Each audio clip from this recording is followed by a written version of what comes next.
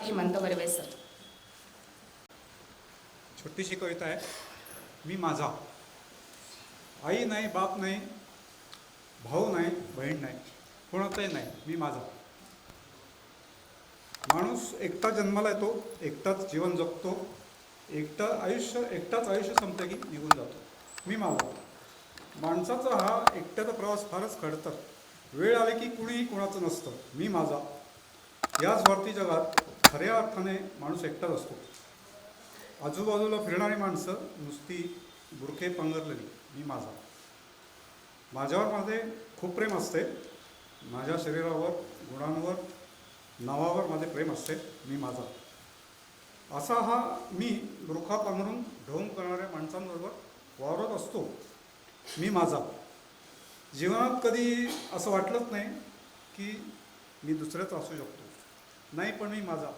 नाही कोणाचा.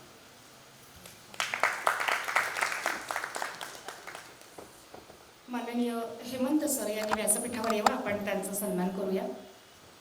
सर्व मान्यवरांना नम्र विनंती करते, आपण हेमंत सरांचा सन्मान करूया.